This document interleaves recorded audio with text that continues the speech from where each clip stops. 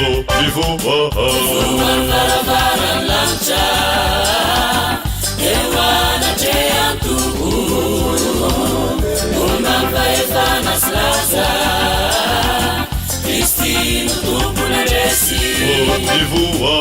Tuan barabara lancha Ewana jea tubu Umamba evana slaza Kristinu tubu na resi Sautantsiki zao sinzava chuza madavagazi Sautenatsiki zao sinzava maro numenatsika Desa miasatana lema yefana munjatsika Yende desika yumbintubu Tuan barabara lancha Ewana jea tubu Umbamba efana slaza Kristinu tubu na resi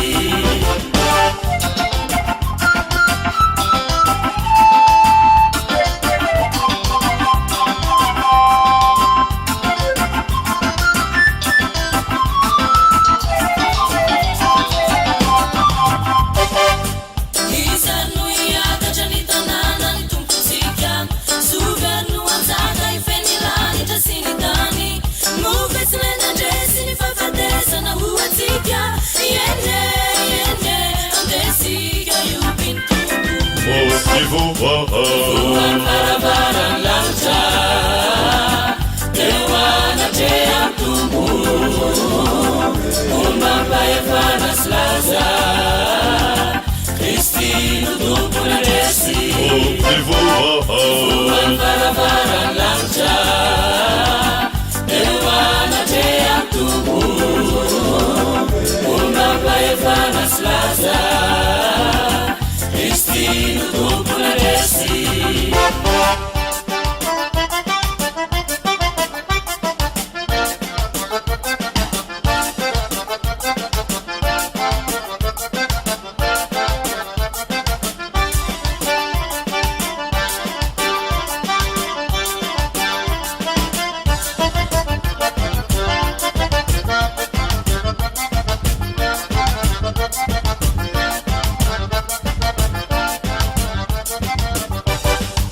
Anjolita donna reuni barabara na fagula Itiran le pasata ni funina ija tsefefena Kristina na Jessica nutulura na faefana Yende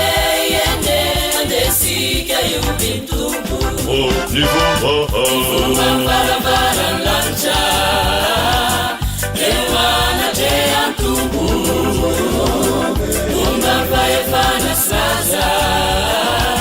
Kristinu tubu na resi Tuan barabara